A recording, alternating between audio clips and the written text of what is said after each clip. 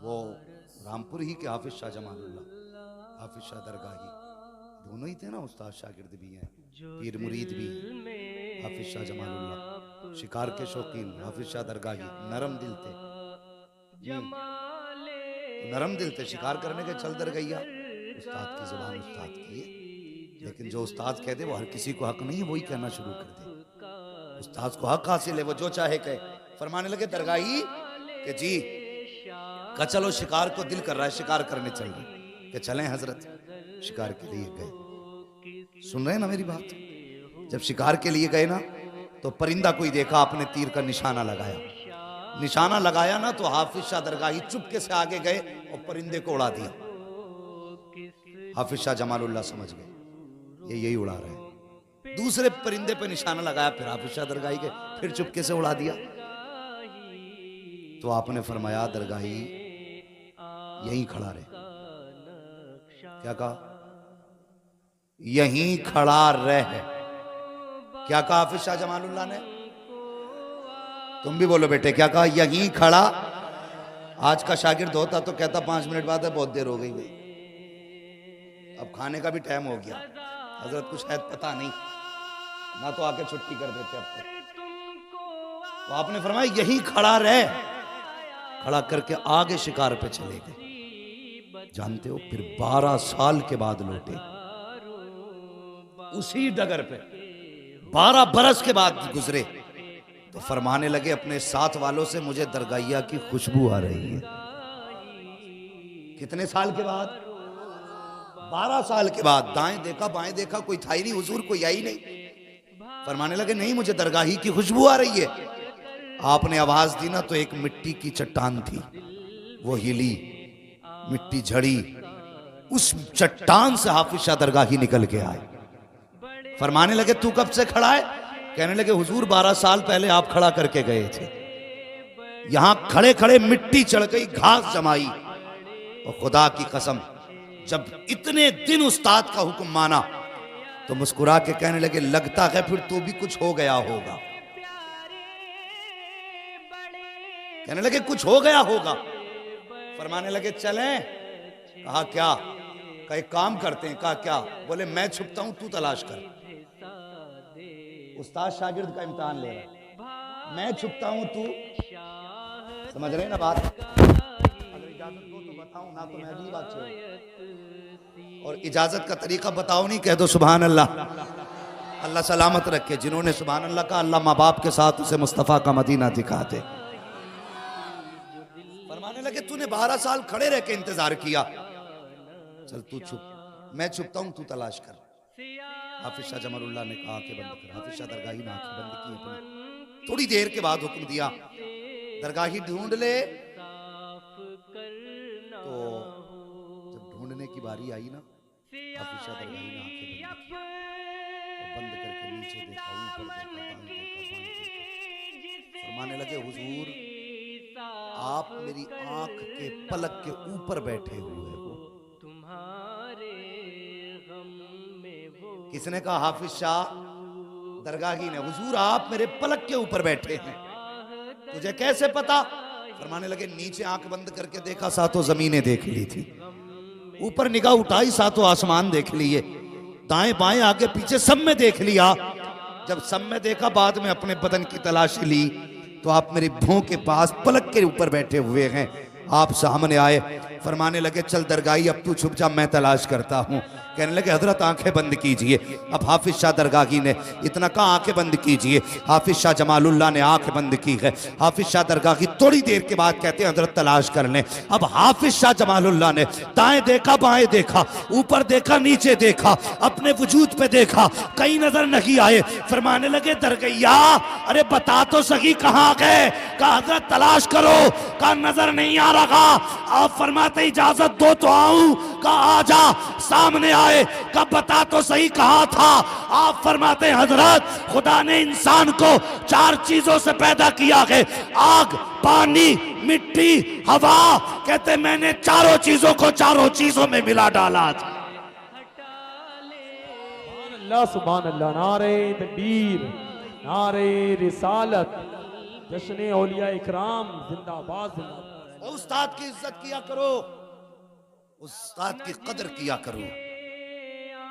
हाँ, अगर दिन अच्छे चाहते हो तो इनसे कभी दूर ना होना, कभी दूर ना होना, हमेशा इनसे प्यार करना, हमेशा इनसे मोहब्बत करना। बड़ी मेहनत असातिज़ा की बच्चों के साथ होती है।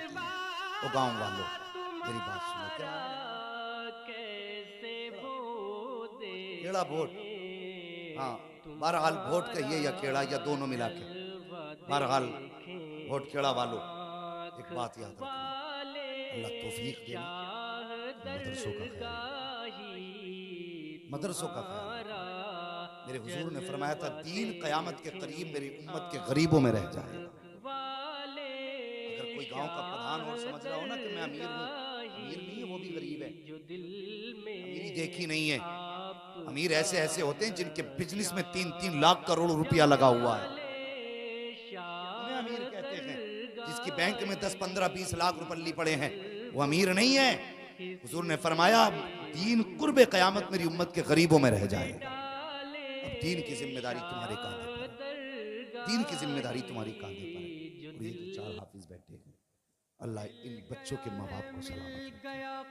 कोई यूं ही हाफिज नहीं बनता। हर बाप चाहता ना बेटे की कमाई खाए, हर बाप ये चाहता कि मेरा बेटा मेरा सहारा मिल गया है, मिल बच्चों के बाप को सलाम जिन्होंने अपनी मेहनतों के बारे में कहा बेटे मजदूरी हम करेंगे, कुरान पढ़ना, लोगों के धक्के हम खाएंगे लेकिन तुझे कुरान पढ़ना।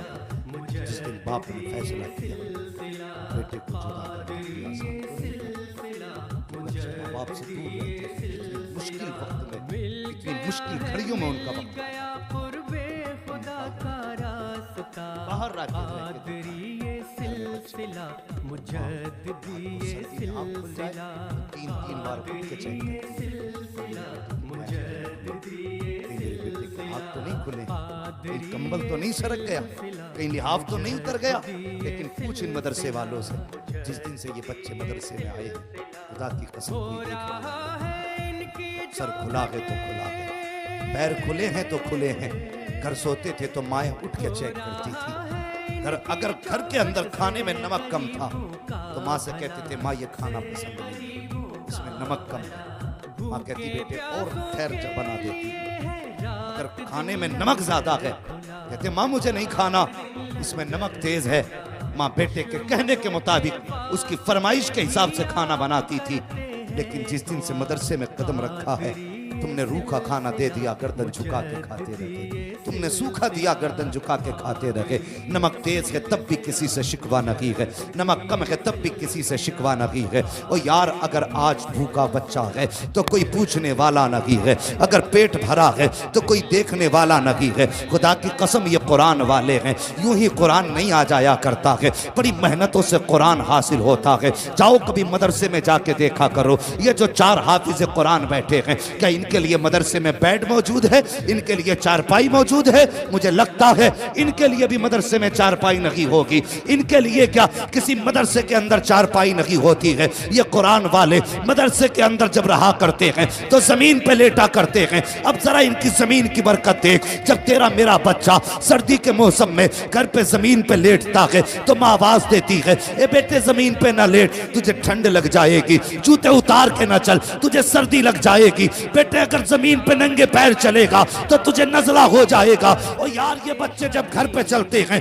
तो माएँ नंगे पैर नहीं चलने देती हैं। अगर बच्चे नाराज होकर के जमीन पे लेट जाते हैं तो इनको खांसी शुरू हो जाती है, नजला शुरू हो जाता है। माँ बाप उठाते हैं बच्चे को, डॉक्टर के पास लेके आते हैं। डॉक्टर देख तो सही मेरे बच्चे को ठंड कैसे लगी है। डॉक्टर ने आला लगाया, कहने लगा शायद जमीन पे लेटा था या नंगे पैर चला था इसलिए ठंड लग गई है। मुझे बता तो सकी जरा सी देर के लिए तेरा बच्चा जमीन पे घर पे लेटता है तो पसलियां चल जाती हैं, ठंड लग जाती है। लेकिन पूछ इन कुरान वालों से जिस दिन से मदरसे में कदम रखा है जमीन पे लेट रहे हैं, जमीन पे चल रहे हैं, वुजू के लिए ठंडा पानी है, ठंडी हवाएं हैं, ठंडा मौसम है, ठंडा बिस्तर है, ठंडे कपड़े हैं। फिर बता तो सही इन्हें ठंड क्यों नहीं लगी है, इन्हें नजला क्यों नहीं है, इनकी पसली क्यों नहीं चल रही है? तो सुनो तुम्हें कौन जवाब देगा? ये जवाब मैं दे के जाना चाहता हूँ। जो बच्चे घर रहते हैं इसलिए उनको ठंड लगती है,